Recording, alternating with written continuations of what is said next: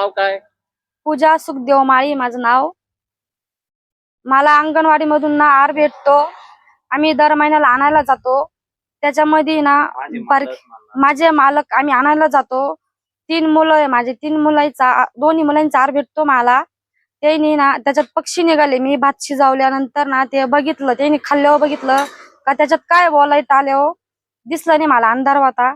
त्याच्यामध्ये ना पक्षी निघालेला आहे. मग ते फेकून दिलं. ते आम्ही पाहिलं शुक्रवारी.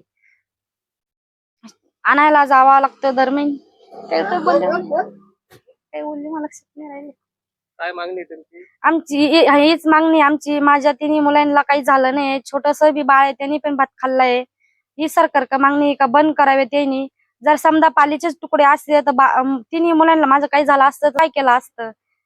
बरं तरी देवाची कृपा, काही झालं नाही, बंद करावे, फक्त आमची हीच मागणी बस.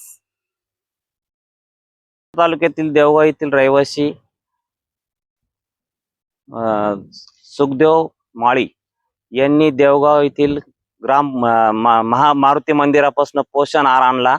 पोषण आहारामध्ये त्यांना दर महिन्याला पोषण आहार मिळतो. पोषण आहार आणल्यापासून लोड शेडिंग असल्यामुळे आदल्या दिवशी त्यांनी पोषण आहार शिजून खाल्ला. दुसऱ्या दिवशी एक पिशवी सोडली, त्यामध्ये मृत्यू पक्षी आढळला. मृत्यू पक्षी जर एवढा मोठा मृत्यू पक्षी जर आढळत असेल पोषण आहारामध्ये 1 किलो पिशवीमध्ये, तर प्रशासनाने याच्यामध्ये गांभीर्याने लक्ष घेतलं पाहिजे. जिथे पॅकिंग तयार होती त्या ठिकाणी सरकारने पूर्ण लक्ष घातलं पाहिजे. कारण जेणेकरून हे लहान मुलांशी जीवनाशी खेळण्याचा प्रयत्न होतो. हा प्रशासन ह्या गोष्टीत पूर्ण लक्ष घातलं पाहिजे, माझं मत असं.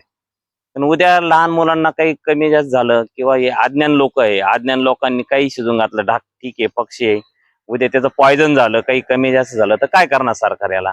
त्याच्यात गांभीर्याने जिथं पॅकिंग तयार होती जिथं लक्षच घातलं पाहिजे सरकारने, असं माझं मत.